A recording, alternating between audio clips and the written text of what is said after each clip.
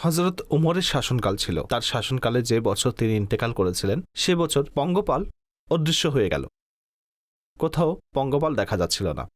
এর ফলে তিনি খুবই বিষণ্ণ হলেন, আর তিনি পঙ্গপালকে খোঁজার জন্য একজন ঘোড় সাওয়ারকে ইয়েমেনের দিকে পাঠালেন, আর একজন ঘোড় সাওয়ারকে ইরাকের দিকে পাঠালেন, আর একজন ঘোড় সাওয়ারকে পাঠালেন শাম অর্থাৎ সিরিয়ার দিকে।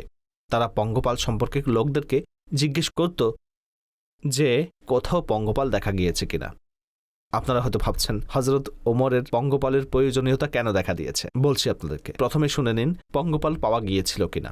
এমন হলো যে যেই ঘোড় সাওয়ার ইয়েমেন গিয়েছিল সে মুঠো ভর্তি করে পঙ্গপাল নিয়ে এলো এবং হযরত ওমরের সামনে সেগুলো ছড়িয়ে দিল। হযরত ওমর যখন ওই পঙ্গপালকে দেখলেন তখন তিনি উচ্চ আওয়াজে তাকবীর পাঠ করলেন এবং বললেন, আমি রাসূলুল্লাহ সাল্লাল্লাহু আলাইহি ওয়াসাল্লামকে বলতে শুনেছি আল্লাহ তাআলা 1000 সৃষ্টিজীব বানিয়েছেন, যাদের মধ্যে 600 সমুদ্রে রয়েছে আর 400 স্থলভাগে রয়েছে, আর সর্বপ্রথম ধ্বংস হবে পঙ্গপাল। যখন পঙ্গপাল ধ্বংস হয়ে যাবে তখন অন্যান্য সৃষ্টিজীব ধারাবাহিকভাবে ধ্বংস হয়ে যাবে, অর্থাৎ এইভাবে ধারাবাহিকতা চলতে থাকবে।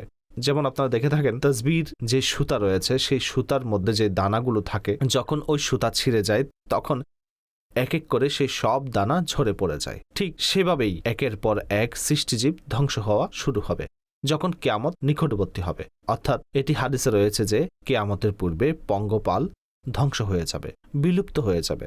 যেমন হাদিস সমূহে আরও অনেক নিদর্শন বর্ণিত রয়েছে।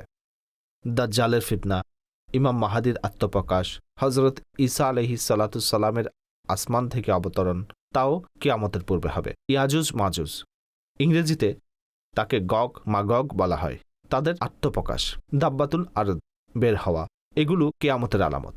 ঠিক সেভাবে সারা দুনিয়া থেকে পঙ্গপাল পুরোপুরি বিলুপ্ত হয়ে যাওয়া, এটিও কিয়ামতের আলামত।